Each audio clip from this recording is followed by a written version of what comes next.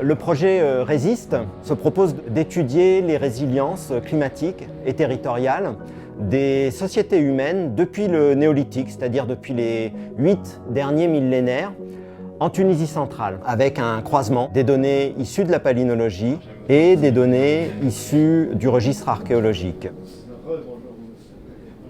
La palynologie, c'est l'étude de grains de pollen. Les grains de pollen, ce sont des cellules microscopiques qui sont produits et dispersés dans l'espace par les végétaux au cours de leur reproduction.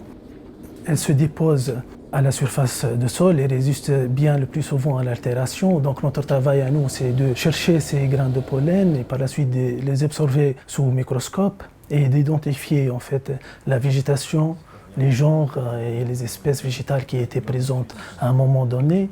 La Tunisie centrale actuellement, c'est un territoire qui est très vulnérable face au changement climatique global avec les hausses de température, l'accroissement de l'aridité. Les sociétés actuelles risquent d'être exposées dans le siècle à venir à de très fortes perturbations. Nous avons pu étudier un carottage prélevé dans une de ces vastes dépressions au sud de la ville de Kérouan, en Tunisie centrale. Et l'étude consiste à extraire le contenu pollinique, notamment pour reconstituer la végétation et retracer l'histoire de cette végétation qui a répondu d'une part aux variations climatiques globales et d'autre part qui a répondu aussi aux impacts croissants des activités humaines.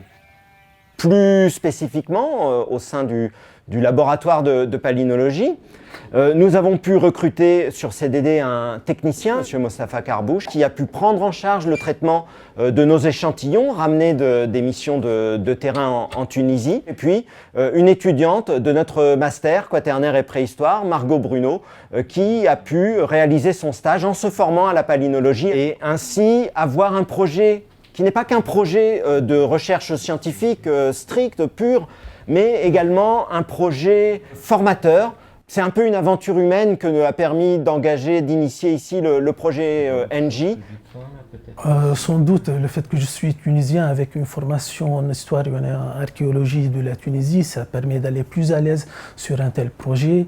Aussi, ça permet de nouer des collaborations avec les collègues tunisiens et de travailler sur ces milieux qui sont fragiles et de les viser vraiment d'avoir cette idée de milieu du sud de la Méditerranée. Alors, il faut manier ces concepts-là avec précaution, ne pas avoir une vision déterministe de cause à effet entre un aléa climatique et une adaptation des sociétés, ou encore entre un changement environnemental et un impact des activités humaines, mais c'est vraiment pour pouvoir croiser un peu tous ces concepts, toutes ces notions que nous avons voulu proposer ce projet Résiste lors de l'appel à projet lancé par la Fondation NJ.